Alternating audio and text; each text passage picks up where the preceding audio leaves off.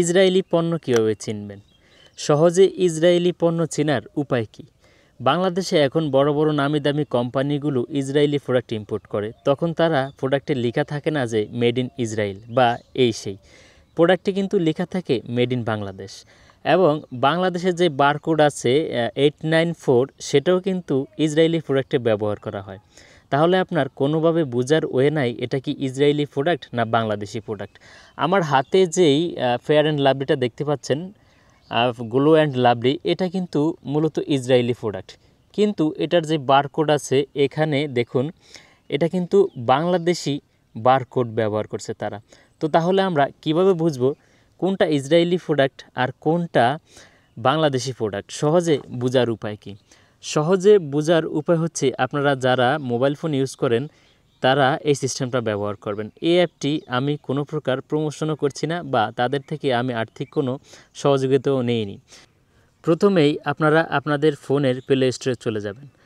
Play স্টোরে চলে যাওয়ার পর এখানে সার্চ বারে লিখবেন নো থ্যাঙ্কস। নো থ্যাঙ্কস লিখলে এখানে একটা অ্যাপ শো করবে, এখানে ইনস্টল লেখা থাকবে। আমার যেহেতু ইনস্টল করা আছে তাই এটা ওপেন দেখাচ্ছে। তো ওপেন করার পরে আপনাদের সামনে কিছু পারমিশন চাইবে স্টোরেজের, তো আপনারা পারমিশনটা দিয়ে নেবেন।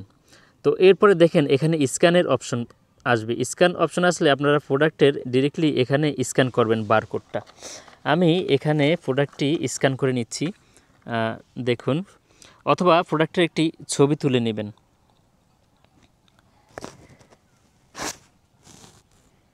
আমি প্রোডাক্টটি স্ক্যান করে নিচ্ছি, বারকোডটি স্ক্যান করার সাথে সাথে দেখুন আমার এখানে চলে আসছে নো থ্যাঙ্কসের এপাশে দেখুন লেখা আছে this product is on the boycott list. এই প্রোডাক্টটি বয়কট লিস্টের অন্তর্ভুক্ত আছে। দেখুন এখানে আপনার ছবিসহ বিস্তারিত চলে আসছে যে ফেয়ার অ্যান্ড লাভলি এটা কাদের, এটা ইউনিলিভারের, এবং এখানে প্রমাণও পাবেন, আপনারা বিস্তারিত তথ্যও পাবেন। তো এভাবে আপনারা বারকোডটি স্ক্যান দিয়ে আপনাদের ফোনের মাধ্যমে জানতে পারবেন কোন প্রোডাক্টটা ইসরায়েলের এবং কোন প্রোডাক্টটা ইসরায়েলের না, এবং কোন প্রোডাক্টটি আপনি বয়কট করা উচিত, কোন প্রোডাক্টটি ব্যবহার করা উচিত। তো এভাবেই আপনারা জানতে পারবেন। ভিডিওটি অবশ্যই শেয়ার করে দিবেন যাতে করে আপনার মাধ্যমে অন্য লোকজনও জানতে পারে কোন প্রোডাক্টগুলো আমাদের বয়কট করা উচিত। এটা আমাদের ইমানি দায়িত্ব।